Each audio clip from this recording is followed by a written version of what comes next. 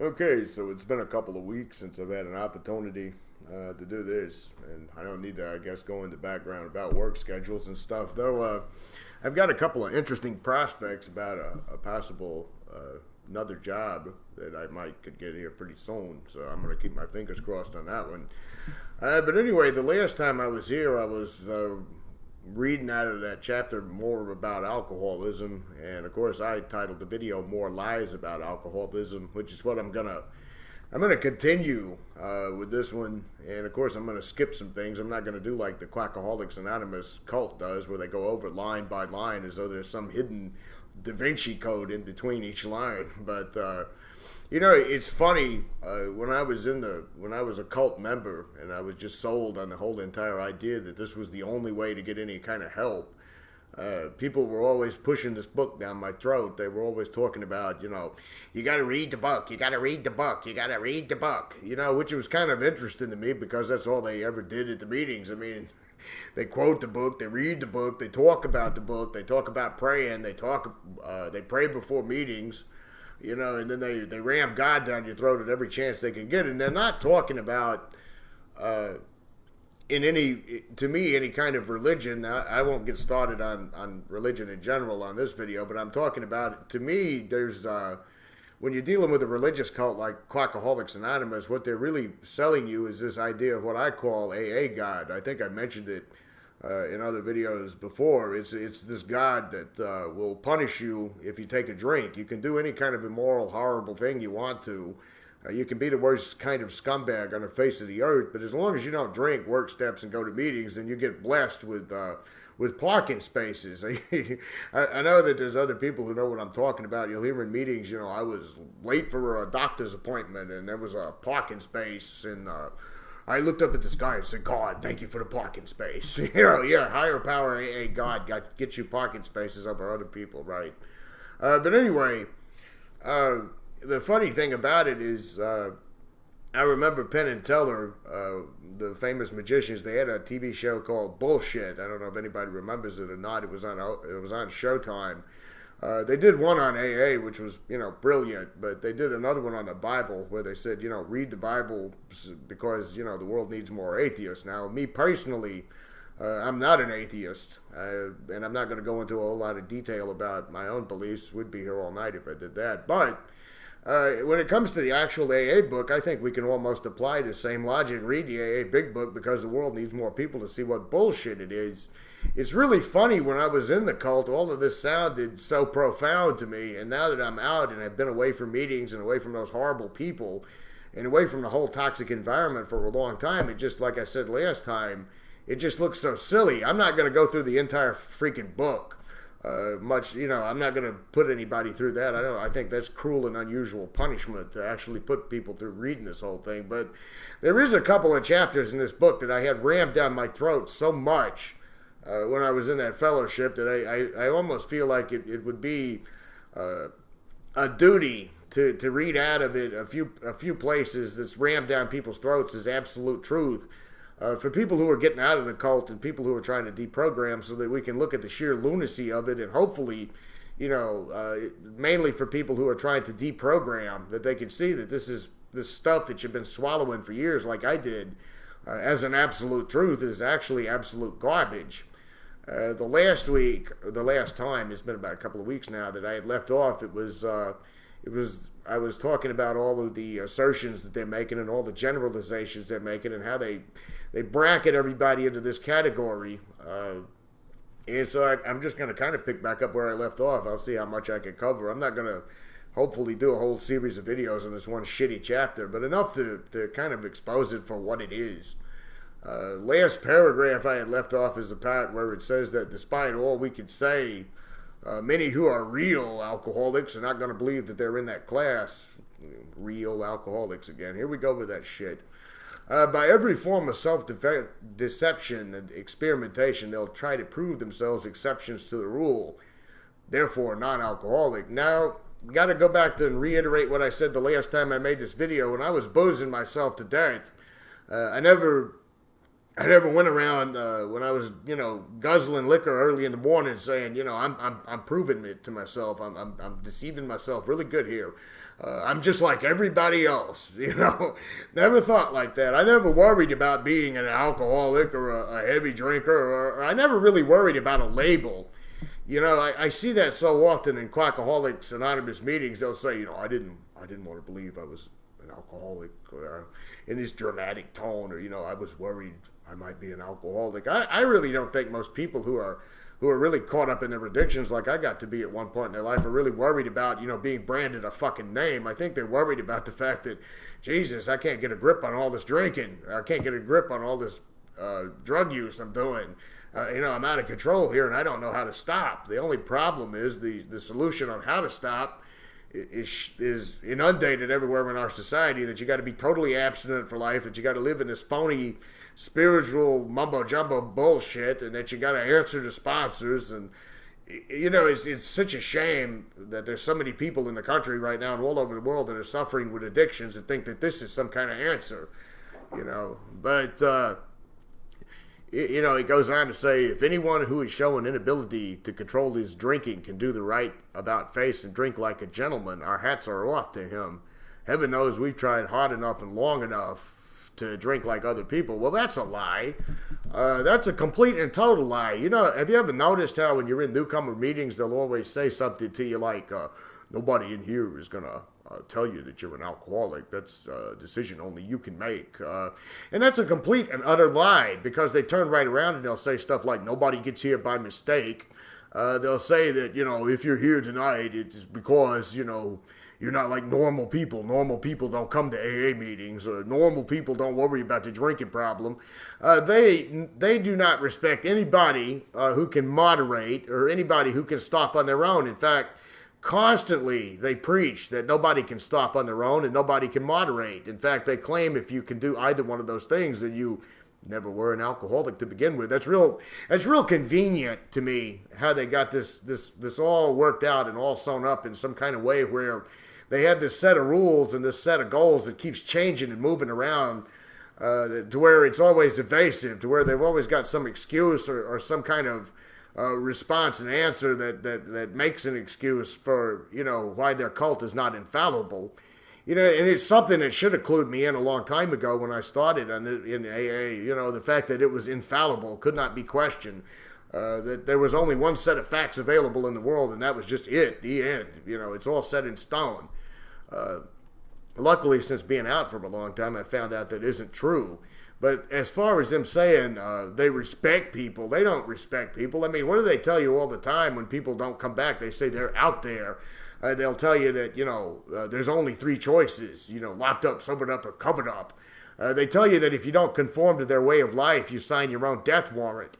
It says in there, 12 and 12s, if you don't conform, that you'll sicken and die. That's just the way it is with alcoholics. So that doesn't sound very much like, if you can moderate or you can drink successfully, our hats are off to you. I mean, it's a complete and total lie. I mean, in the We Agnostics chapter, it talks about, pursue it to the gates of hell, or insanity to death, or accept spiritual help. What is our choice to be? They have whole entire topics to that, when people say, my choice was die or accept spiritual help. And I said, I have to think about this. And of course, everybody laughs and everybody...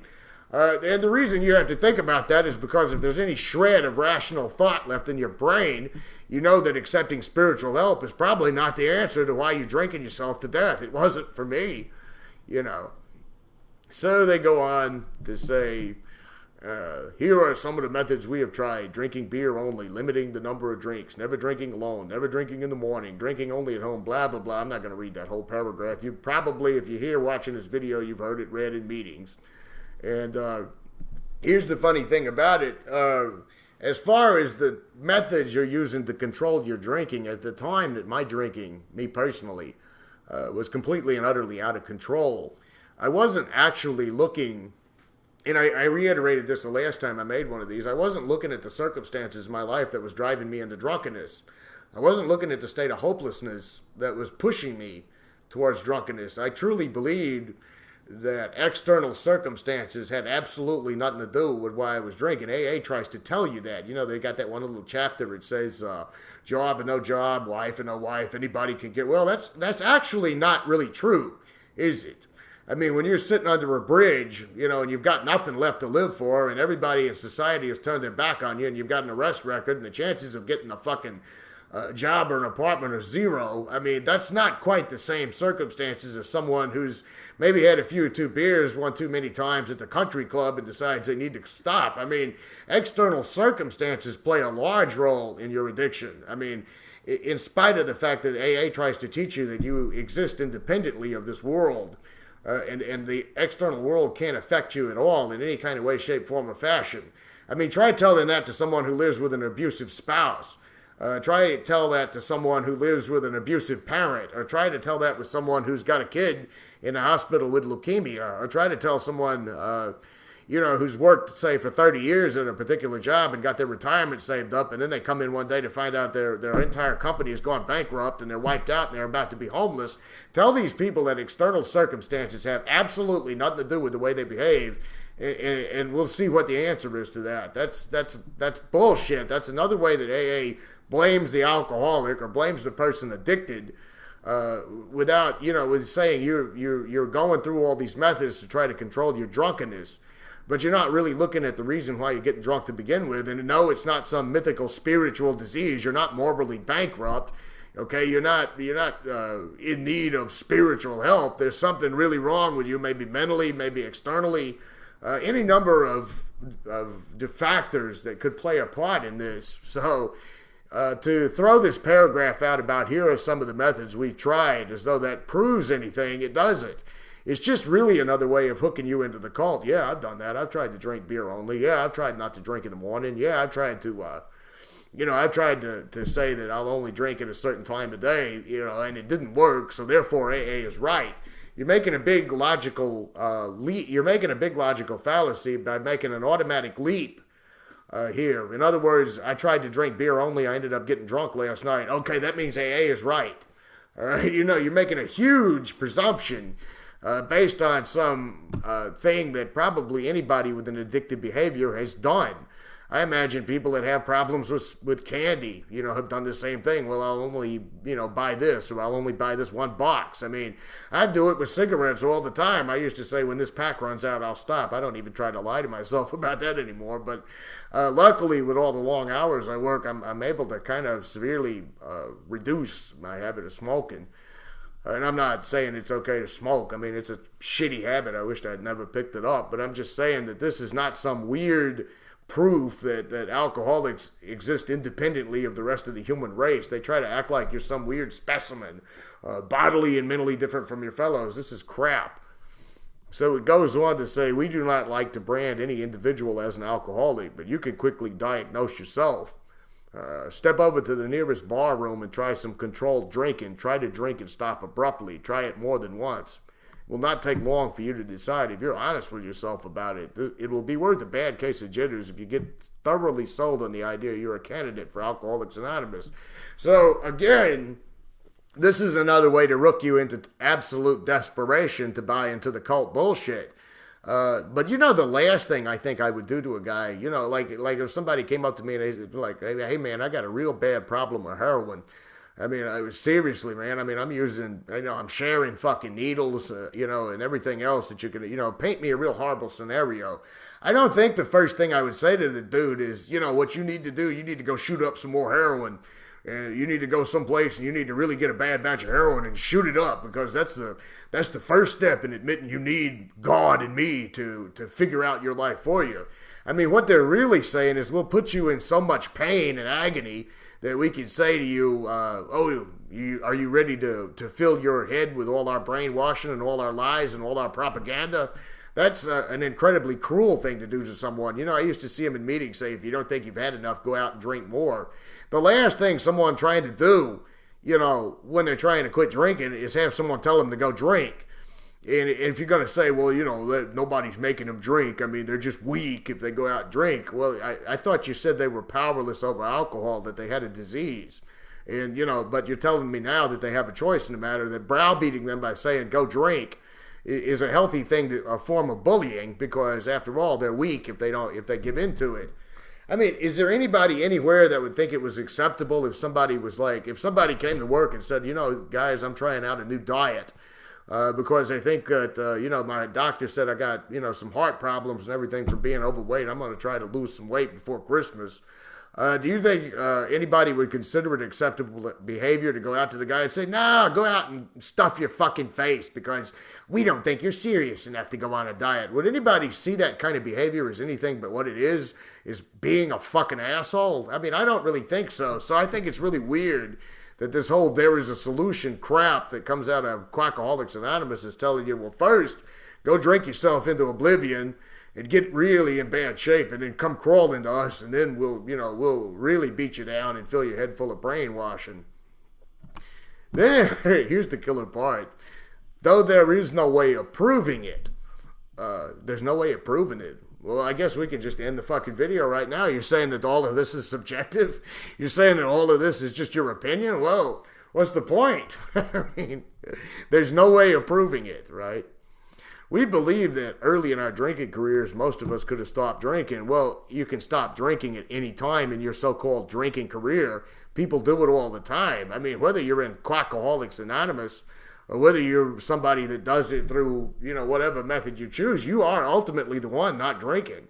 I mean, if you even want to play the idea that AA is somehow helping you quit drinking, think about this. You go to maybe one meeting a day, let's just say, all right, that's an hour a day out of 168 hours that exist within a week. So the rest of the time, it's you who's not drinking. It's not them. They're not holding the bottle away from you. There's no padlock on the liquor stores. There's nobody monitoring you. There's nobody in your bedroom in the middle of the night when you reach under the bed and you grab a bottle and you take a drink out of it, is there? It's actually you that's stopping. So that's another bullshit statement by this stupid book. But the difficulty is that few alcoholics have enough desire to stop while there is yet time. Now, that's not true either. I mean, plenty of people in the world wake up one morning, let's say, and say, something, I'm just drinking too much. I'm getting too many hangovers. Last night I blacked out. I made a fucking fool out of myself. I'm just going to quit. That's just it. I don't need this. I'm sure that happens way more often than people imagine. Now, of course, according to Quackaholics Anonymous, if you've ever had a blackout or drank too much, you're an alcoholic. But, to say that you have to be into some sufficient bottomed out state, to be in some hopeless state where you can't even barely function in order to, well, all they're really saying is don't come to our cult because you probably will have enough reason and enough sound mind that you won't fall for the bullshit. That's all this is saying. The difficulty, it says, we've heard of a few instances where people who showed definite signs of alcoholism were able to stop because of an overpowering desire to do so. Few instances. I mean, this guy was writing this freaking book at a time when they didn't even have 100 members. So exactly what are these few instances? I mean, did you conduct some national scientific research? Did you go to all the hospitals throughout the country, all the jails, the mental hospitals that existed in the 1930s? Did you do that? Or did you just know of a few people? I mean, are you just making this shit up as you go along, Bill? That's what you're fucking doing. And here is one. And I gotta tear this story up before I close this video. I can't believe how fast the time gets to going. Because this one story was read over and over again in meetings and cited as absolute truth. And it proves absolutely nothing. But I just got to talk about this because I saw so many people ram that shit down my throat as though it was some fact. And again, it's so baseless. But it says a man of 30 was doing a great deal of spree drinking. He was very nervous in the morning after these bouts and quieted himself with more liquor. Well, I've done that quite a number of times. He was ambitious to succeed in business, but saw that he would get nowhere if he drank at all. Well, probably kind of smart there. Once he started, he had no control whatsoever. And it says whatever. He had no control whatever. That's how they wrote it. He made up his mind until he had been successful and had retired, he would not touch another drop. Right. An exceptional man. He remained bone dry for 25 years and retired at the age of 55. Wait a minute. Did Bill know this guy for 25 years? I mean, the program wasn't but a year old at this time. So how did he know about this guy that was going to succeed in business and just stop for 25 years? I mean, is this someone he knew really well? Is this someone he knew personally? I mean, I don't really get this. He knows this guy that tried to start this business that just automatically just stopped drinking 25 years ago and went 25 years without a drink. I mean, he knew this man all this time. It sounds a little bit suspicious. You know, these con artists, have you ever heard that line, I've got this friend? I mean, I've got this friend sounds like a bullshit. You don't really have no friend. You're talking about yourself.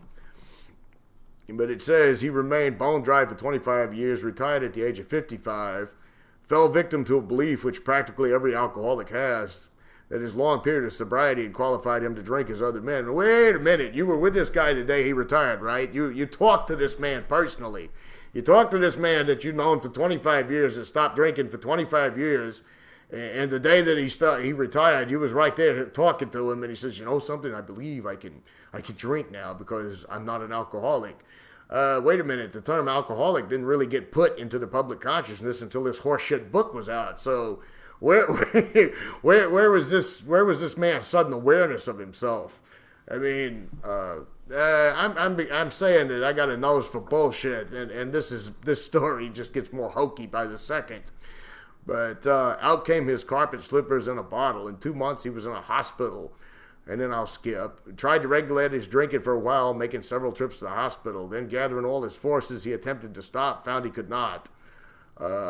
Every means of solving his problem which money could buy was at his disposal. What means?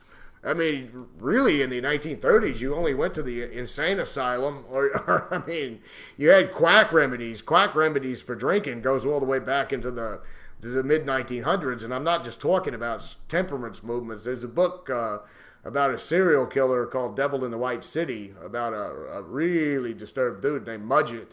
But he had employees in Illinois that actually went to some weird kind of alcohol treatment thing in the 1870s, 1880s. So this idea of there being some magical phony cure is not something that Bill W. was inspired by God to create. But as far as means, I mean, there wasn't like a zillion trillion options in the 1930s. Outside of maybe a couple of quack remedies in a mental hospital. Though a robust man at retirement, he went to pieces quickly and was dead within 4 years. This case contains a powerful lesson. Well, it's not no... So, wait a minute. You're citing one case, if it really happened. You're citing one case of some dude that claims he stopped for 25 years, which you have no way of verifying. You claim that he retired and took to a bottle. We don't really know this. You claim that he tried every way to stop and just died. And this case contains a powerful lesson that once an alcoholic, always an alcoholic. So you take one dude, one case, you create this dubious story, and suddenly that means that it's supposed to apply to everybody, everywhere, all the time. One case. Even if this story was true, even if this tale is true, which I don't believe it is, I think this is made up. Even if it was true, it doesn't prove anything. That's one case. That's absolutely one case. You're saying that one case decides for every single human being on the face of this earth that if they go for a long period without drinking and they pick up a bottle again, they're going to be dead because of one man. One man. I mean, do you know how I mean, there's not even the most quackademic of scientists that would try to make a theory or even try to make a hypothesis off of one dude. I mean, we don't even know. Let's just say this case is real. You don't know that he was dead from alcohol. Maybe he got drunk a few times too many, but maybe he was, old and worn out and he was going to die any freaking way. You don't know that. But you're going to take one single case and you're going to say that this somehow contains this powerful lesson. It really doesn't. This is just one guy that stopped drinking for a number of years, started drinking again, and died. This has no conclusive proof.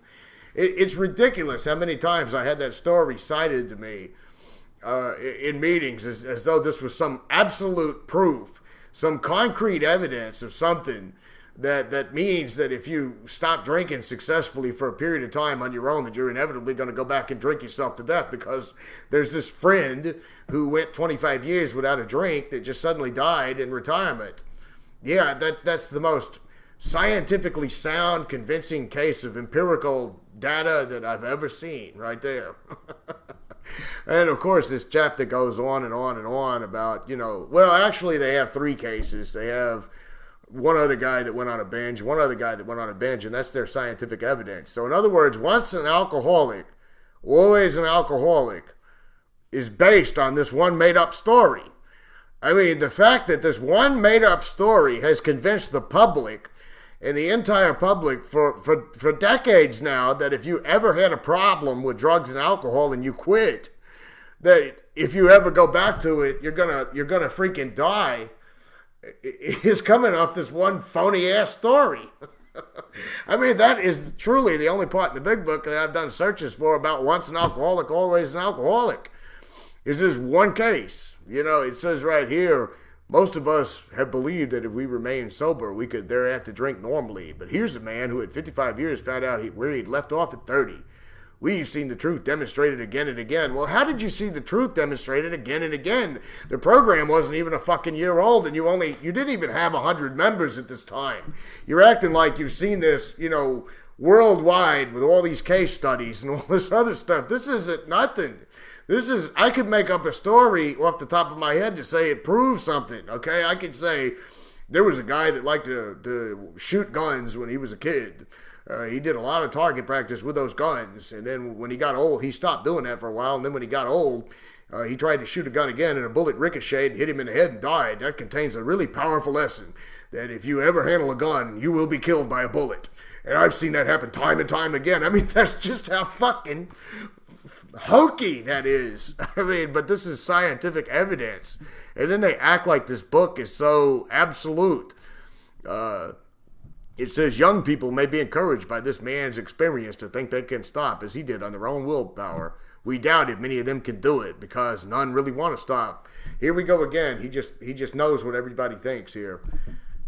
Because of this peculiar mental twist already acquired, there is no mental twist acquired, okay? I never had a peculiar mental twist acquired about drinking normally. I never had that. All I had was this desire to try to stop getting fucked up and out of control all the time. And it had nothing to do with being spiritually bankrupt. It had nothing to do with once an alcoholic, always an alcoholic. It has nothing to do with any of that. I mean, we're still pushing this book onto the public as some kind of dogmatic truth. It's hysterical. I mean, it would be funny if it wasn't for the fact that so many people out there are drinking themselves to death and have committed suicide or died over this stupid fucking text. Anyway, that's 27 minutes. I went on a little too long with that. I like to make the videos a little bit shorter because, I think that if you go on too long, it's just, it takes too long. It's just, too long. Anyway, hopefully I can do another one in a week instead of 2 weeks this time. But until next time, see you guys again.